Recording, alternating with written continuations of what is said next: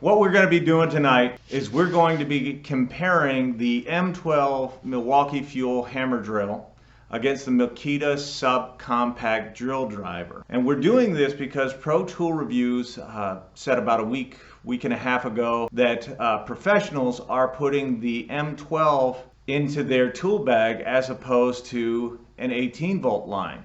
I took exception with that, as I can think of a number of reasons why, especially for me, I would take a subcompact out into the field as opposed to carrying an M12 or another 12-volt line. So a few of those reasons are the handle on the M12 Fuel. Now I have a men's 2XL glove, and even for my hand, this is not the most comfortable grip in the world. When you're working out in the field and you're wanting to do something, especially if it takes any length of time, you want comfort. The other thing about this is you don't really save any weight with it. It weighs just about as much as an 18-volt tool, at least more than this subcompact. I think this comes in at like 2 pounds, and this is almost 3 pounds with the 6 amp hour battery. It could even be more than that. So you don't even save weight with it. Again, another one of those things that if you're in the field and you're working as a professional, you have to take into account. And lastly is actually the batteries. And I am not at all trying to knock the M12 line or any of the 12-volt tools that are out there. They're very good, and especially the Milwaukee brand. I really love this hammer drill, so it should be interesting. Let's get into the testing. So the first thing we're going to do is a twist bit with the M12.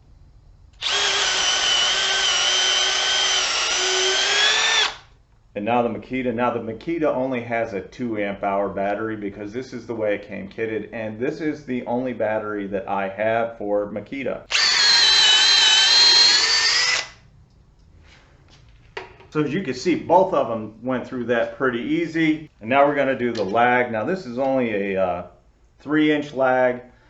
Really, once you get past 3 or 4 inches, you're going to be using a full-on 18-volt tool, typically, unless you just don't have a choice. Buried it. Buried it. Now each one of these tests is designed to get a little harder as we move on, as is typical of our style here. So this is a 6-inch ledger lock screw. Speed 2, fully charged battery. And this is a 6 amp hour battery, and as you can see, it didn't quite sink it. And now the Makita's turn. And Makita took it all the way down. Now our next test is a 3/4 inch Irwin spattle bit, and just going into the same pressure treated 4x4 that we typically always use here.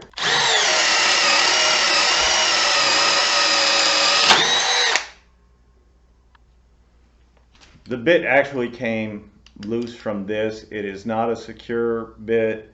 It does hold, but when you're doing high torque, it will let go. Not the fault of the Milwaukee at all. And now it's the Makita's term, or as I like to call the subcompact line from them, the Mosquito line.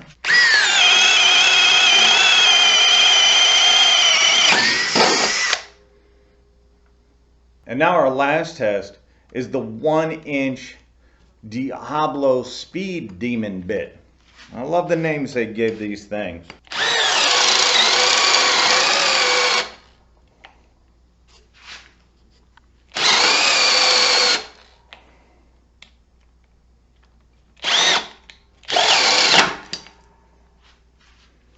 And it didn't make it through. Struggled a bit. And just so you guys know, on our last test with the Makita or Mosquito, it broke a brand new DeWalt quick release chuck. Maybe why you shouldn't use them in the field, who knows. And now it's the Mosquito's turn.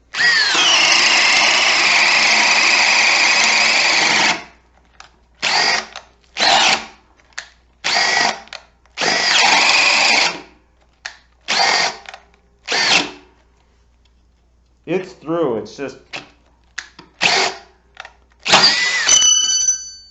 So what did we learn here tonight, guys? First of all, it's fun putting that M12 fuel hammer drill against just about anything. That little guy is impressive. I really like it. Second, you're not sacrificing a whole lot of power between it and a subcompact. As a matter of fact, I think for the most part, the Makita actually outperformed it. Now, I know somebody's going to say, well, duh, it's an 18-volt tool versus a 12-volt tool. I get it. It's also subcompact, so it's not as powerful as a regular 18-volt, and I only put a 2 amp hour battery on it and gave the M12 a 6.0 battery to try to level the playing field. I wanted to make things as fair as possible in this test, and I think we did that. When you look at power, performance, ergonomics, battery, weight, you take everything into consideration. I have to say I think Pro Tool Reviews got it wrong in this particular instance. And I love their channel, I love what they do. Don't get me wrong, I am not criticizing them in any way. But in this particular instance, I think they got it wrong. A subcompact for a professional would make more sense.